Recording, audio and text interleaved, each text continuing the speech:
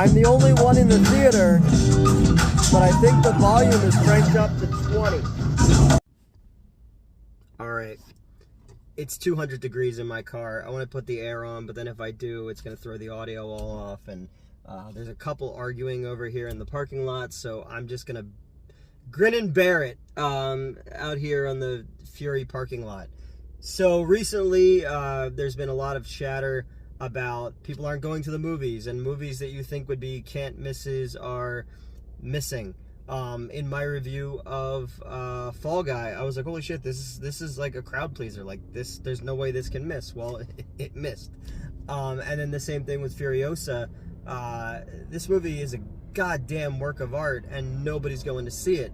And I saw people sent me clips from The Quartering, I think it's called, who were saying that it's virtue signaling, and it's because it's a gender swapped Mad Max, which isn't fucking true at all. I think people are saying that it's, you know, it's hate clicks, and it's people who clearly don't understand the Mad Max series in general. Max was never, with the exception of the first movie, which is a revenge movie, very straightforward. He's always just a vessel for us to be into this world. You know, so I never really saw Max as like the main character. I just saw him as our surrogate to kind of be the conduit into these different worlds that we experience. Yeah, so I get to the movies. It's a $6 day, so I'm like, oh cool, I didn't know that. I'm not used to missing the opening weekend of stuff, but I've been working so fucking much, I haven't had time to go and do anything.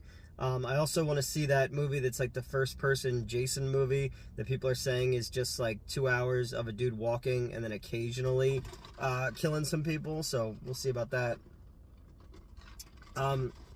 So I get there, and I went to the Regal that's closest to my house. I've only been here once before, and all their little computers weren't working.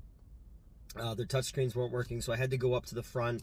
The girl who was running the tickets in the concession seemed like she was in way over her head. There was no manager around. The only other person who was there was a dude in a wheelchair who didn't seem like he was all in it, who was ripping tickets. So the girl sells me my ticket. I order one of those little pan pizzas because I haven't eaten yet today, and a soda.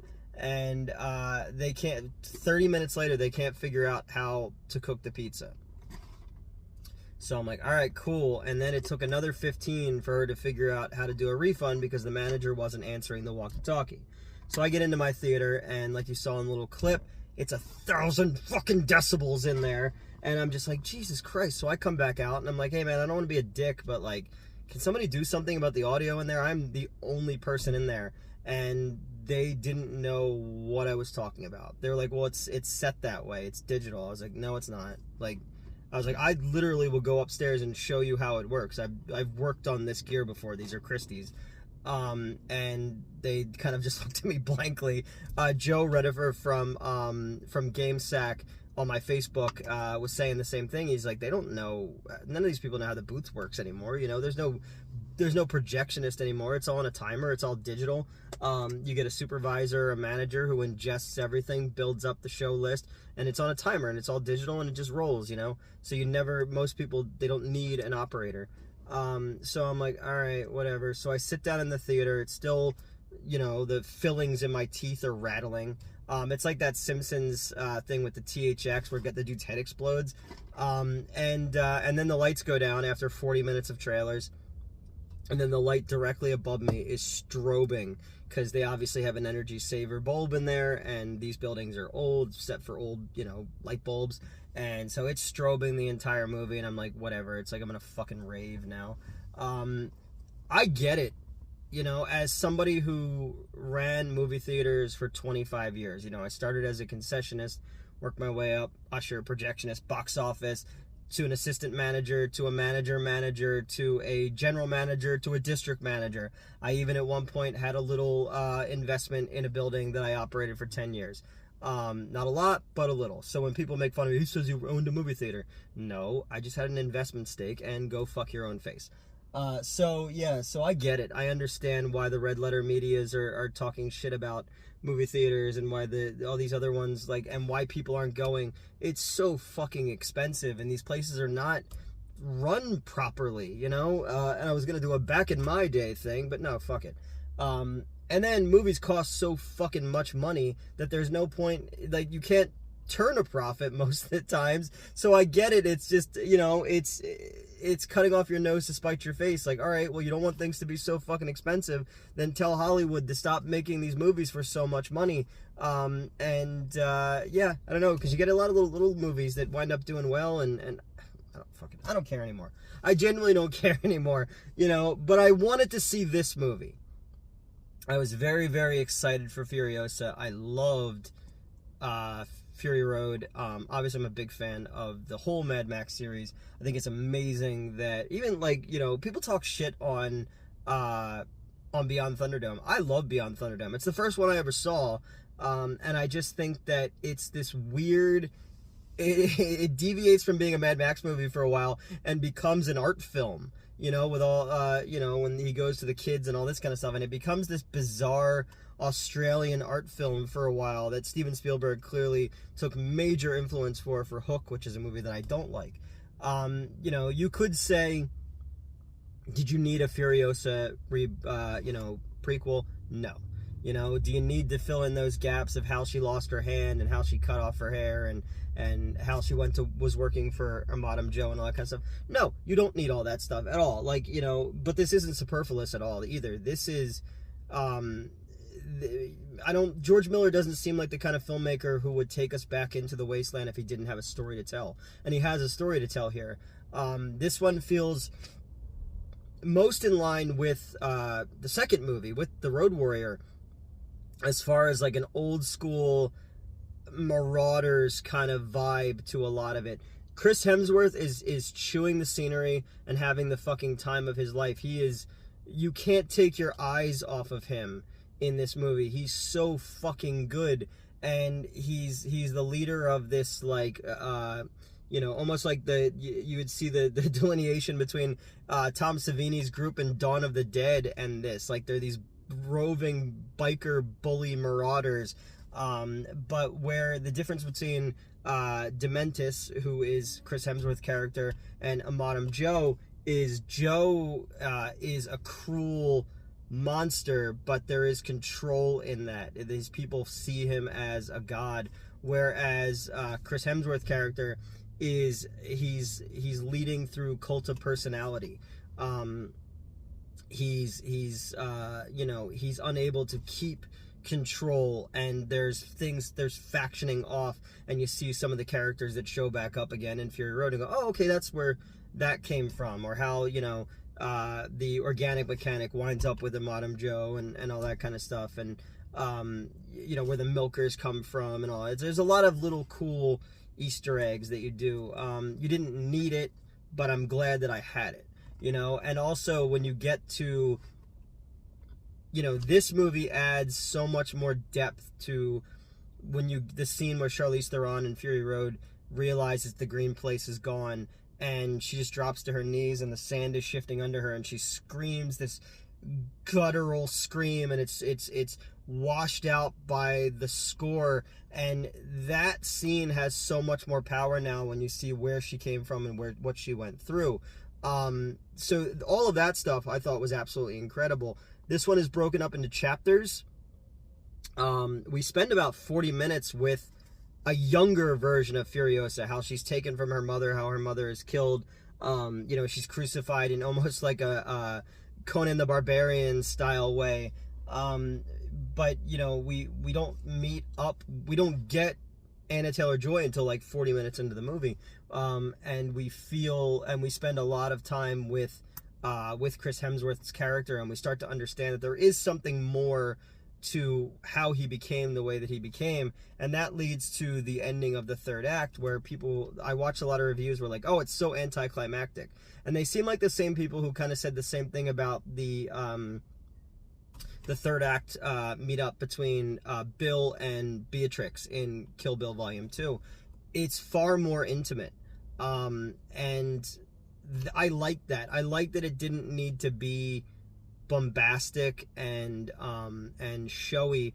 I like that it was him telling her, like, you're just like me, you know, we're dead inside, you know. I thought that stuff really fucking worked, and him telling her about killing, and you know, that it's never gonna be enough. And there's a character called History Man who scrimshaws his body with like the history of the world and stuff like that, and he says to Furiosa at one point, he's like, you could be a history man too, and then you'll be needed by Dementis, so he won't use you up and throw you away or anything like that. But then you also have like Dementis, why he keeps her. You think it's to get back to the green place and have this place of abundance and all this, but really I think what it is, it's about legacy. It's about, you know, we find out that they took, you know, he took Furiosa's family, but someone took his family too and made him that way. That's why he carries around the teddy bear, and I think he sees her as a surrogate for his daughters or his sons or whatever was taken from him. So there is these links in it that make him, there is more depth there than just a cackling Caligula-esque villain. Like, because I love when they fire the powder gun. He has the red in his hair and in his beard and stuff like that, and he keeps that. He loves that idea. And they Dementis the Red, and then he's Dementis the Great, and Dementis the Cruel. Wasn't he also Vigo the Butch? But, you know, you have that stuff in there, and then he leads a horse-drawn carriage like a, you know, he's in a Roman Colosseum, but it's 3 motorcycles. And stuff like that is what separates Miller's Mad Max series from all of the films that were rip-offs of Mad Max. As you know, the Spanish and the, you know, the Filipino and the Italians, they went crazy after Mad Max with rip-offs. You got Battle Truck, you got fucking Six String Samurai, which I just showed somebody recently, Rat's Night of Terror, fucking you know, Texas Gladiators and Fall of New York, and all these movies. Some of them ride a fine line. There's like Mad Max, and then there's like Mad Max and Escape from New York movies, and then there's Mad Max and alien movies, and some of them involve time travel, so you add a little Terminator in there. But, you know, there was this series of exploitation films that were all derived from the success of Mad Max and of Road Warrior. And what those ones all miss, you know, Cirio Santiago directed a bunch of them, was the idea of the minimalism. Yes, you can go out in the desert and you can have people in silly costumes and stuff like that with a bunch of fucking mohawks and hockey pads and all, and it's like, oh, it's a Mad Max movie. There's a difference. There's style and functionality in the world that Miller's created, and in this one we get a lot more of behind this, you know, how Bullet Town works and how Gas Town works. Those were only kind of spoken of in Fury Road. Here we see a lot more of those things, and I think it's the creation of that mythology and the functionality of how this world works. Like, even when they're building the war rig, they're like, X amount of found items, and we're going to create this thing. You know, you have the first group of marauders who have this really cool kind of necropolis styles uniform, you know, design, where it almost seems like the leather that they're wearing is like rotted skin, and they have these skull masks and spinal chains and shit like that, and how contrast it stands to, you know, the green place, and where it's very flowing, very white. Not white like in the people, because there's a lot of Aboriginal people in it as well, but it's almost like you would see in like a Lord of the Rings or something like that, where even in the Star Wars and the Star Wars prequels too, you'll give it some of that, there is a functionality and a logic to these individual places that we go to along the way, and it makes the things like the Citadel, where Madame Joe's people are, that much more impressive when you see the worlds around it. And again, that's the stuff that Miller does so fucking well, is creating the mythology, creating a world that we believe in when it comes to a world gone mad. You know, there's even a little Mad Max cameo in this. You don't see him or hear him, you just see a figure and the Interceptor. I thought that was kind of cool. Oh, and it's about the time when Anna Taylor-Joy finally does show up in the movie that someone else showed up in my theater. Some fucking dude sitting behind me who was illegally was watching the not Tyler Perry movie that came out recently. I could hear Jamie Foxx and I could hear Mickey Rourke. But you could tell that it was a bootleg that they were watching because I could hear people in their little video talking, and I was like, wait, they came in, they bought a ticket to a movie to go watch a bootleg of another movie? Why not just bootleg the movie you're in, which is the more successful movie? So at this point, we're going right back to where I was on, like, fuck movie theaters, man. Like, where the fuck are the fucking ushers? Like, is nobody gonna come in and do anything or say anything? I've already gone out. It did nothing for me. And I'm sucked into this film now.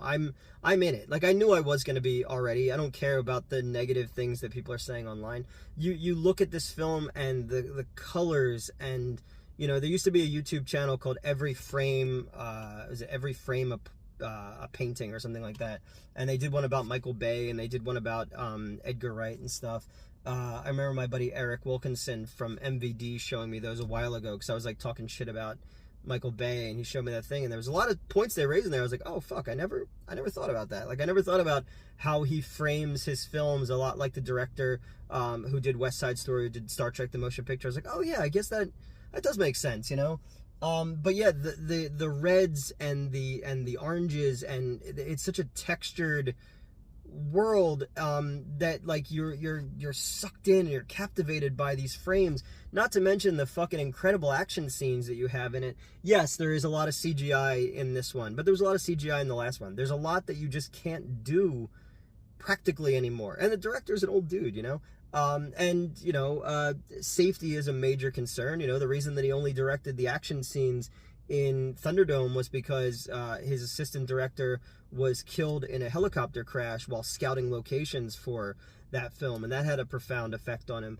But there's this action scene where the motorcycle guys, the Marauder ones, who are kind of like, they're just like almost like porcupines, they're like latching on and then throwing up fucking parachutes, and then they've got those fan backpacks, like when Homer fought Dredrick Tatum and Mo like came into the thing on a fan pack, and there's this just amazing action scene on that, and the movie like peaks right there, and you know, just the movement in it is effortless and flawless.